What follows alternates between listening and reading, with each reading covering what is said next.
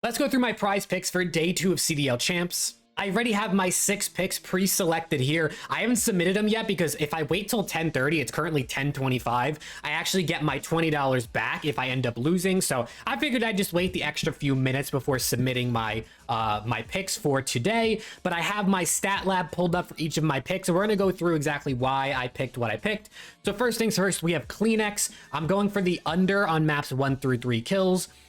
Reason for this is Kleenex versus Atlanta FaZe does not perform very well. I mean, going up against Simp and Abizi is a very tough task, and Kleenex being a high engagement SMG player just doesn't really usually perform that well against Atlanta FaZe.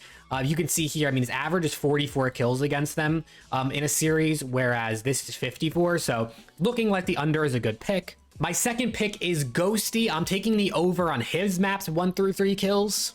Maps 1 through 3 for Ghosty apparently go pretty good against New York. He usually performs pretty good on average, looking at 55 kills. Obviously, you know, he's only played them so many times and it just refreshed, so that's completely unfortunate.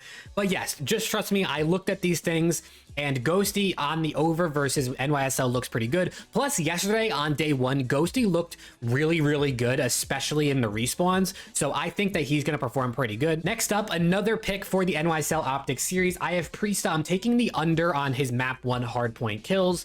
As you can see here, against, as you can see down at the bottom, against Optic Texas, 3 out of 4 times he hits the under. Obviously, only 4 as a sample size is not a ton.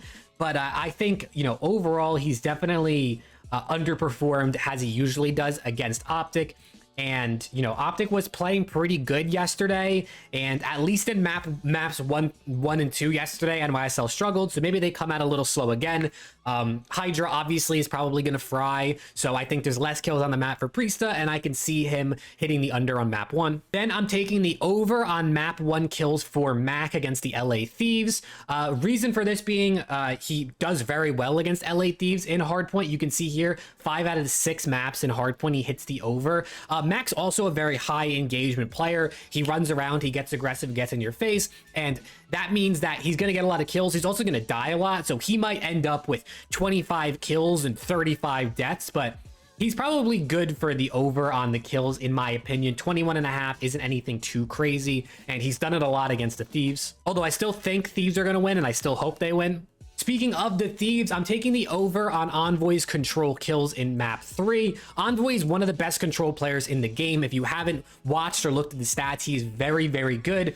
3 out of the 3 times against Seattle on control this year, he has hit that over. You can see here all 30s or 2 30s and a 26. Envoy, very good control player against every team, but it's also played very, very well against Seattle on control this year. So I do think that this one should be not too bad. He's definitely the Thieves' best control player, so I think him hitting over 23.5 is very doable.